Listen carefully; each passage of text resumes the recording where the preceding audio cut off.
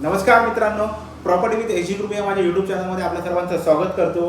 मित्रांनो, चॅनलवर नवीन असाल तर चॅनलला सबस्क्राईब करा, व्हिडिओला लाईक आणि शेअर नक्की करा। आज मी तुमच्यासाठी एखादा फ्लॅट, अपार्टमेंट, बंगलो, विला वगैरे घेऊन नाही आलो, तर एक महत्त्वपूर्ण माहिती घेऊन आलो आहे रेरा या कायद्यासंदर्भात। माझे बरेचसे मित्रमंडळी, सबस्क्रायबर यांना या रेरा कायद्याविषयी मनामध्ये खूप डाऊट आहे।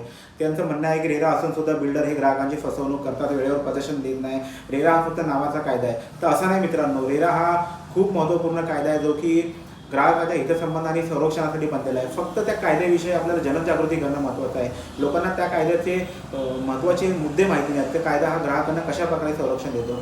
चला तर आपण व्हिडिओमध्ये वेळ न घेता आपण त्या कायद्याविषयी थोडीफार माहिती जाणून घेऊया। मित्रांनो, कुठलाही रिअल इस्टेट प्रकल्प ज्या प्रकल्पामध्ये 8 पेक्षा जास्त फ्लॅट आहेत किंवा तो प्रकल्प 500 चौरस मीटरपेक्षा जास्त जागेवर बनण्यात येत आहे, तो प्रकल्प रेरामध्ये नोंदणी करणं हे बंधनकारक असतं।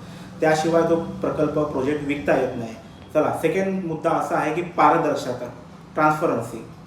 बिल्डरने ग्राहकांना प्रोजेक्टचा नकाशा, मंजुरी, परवानग्या, कामाची प्रगती याची अचूक माहिती द्यावी लागते। चुकीची किंवा खोटी माहिती दिल्यास ग्राहक रेराकडे तक्रार दाखल करू शकतो आणि त्याने त्या बिल्डरवर, त्या विकासकावर कारवाई होते। पैशाचा योग्य वापर, ग्राहकाकडून घेतलेल्या रकमेच्या 70% रक्कम एका स्वतंत्र, जे की त्याला रेरा अकाउंट म्हणतात, त्या अकाउंटमध्ये ठेवणे बंधनकारक असते, जेणेकरून ती रक्कम त्या प्रोजेक्टवरच खर्च करता आली पाहिजे, इतरत्र वळवता आली नाही पाहिजे।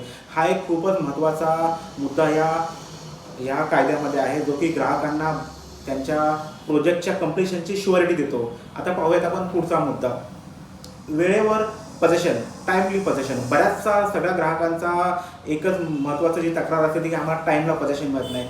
त्यासाठी रेरामध्ये महत्त्वाचा एक प्रोव्हिजन दिलेली आहे। जर तुम्हाला बिल्डरने वेळेत पोझिशन नाही दिलं ठरलेल्या, तर बिल्डरला तुम्हाला व्याजासकट नुकसान भरपाई द्यावी लागते। मित्रांनो, रेरा हा कायदा फक्त ग्राहकांच्या संरक्षणासाठी बनलेला आहे। जनजागृती नसल्यामुळे, लोकांमध्ये अवेअरनेस नसल्यामुळे लोकांना तो वापरायचा कसा हे माहिती नाही मित्रांनो। चला तर आपण पुढचा महत्त्वाचा एक मुद्दा अजून राहिलेला आहे, तो पाहूयात। गुणवत्ता हमी, क्वालिटी अश्युरन्स। घर मिळाल्यानंतर 5 वर्षामध्ये बांधकामात कुठलाही दोष आढळला तर बिल्डरला निःशुल्क दुरुस्त करून देणे बंधनकारक असते। त्यासाठी तुम्हाला कुठलाही 1 रुपयाचा शुल्क सुद्धा द्यायचा नाही। याशिवाय महत्त्वाचा मुद्दा आहे तक्रार निवारण यंत्रणा। रेरामध्ये स्वतंत्र प्राधिकरण अथॉरिटी आहे आणि अपीलीय ट्रिब्युनल आहे, जे ग्राहकांना लवकरात लवकर न्याय मिळवून देण्यासाठी ही यंत्रणा निर्माण केलेली आहे। मित्रांनो, हा व्हिडिओ तुम्हाला कसा वाटला? आज ही जी माहिती दिली तुम्हाला भविष्यामध्ये घर घेण्यासाठी कुठे ना कुठे खूप उपयुक्त ठरणार आहे। मित्रांनो, हा व्हिडिओ तुम्हाला आवडला असेल लाईक आणि मला सबस्क्राईब नक्की करा। थँक्यू।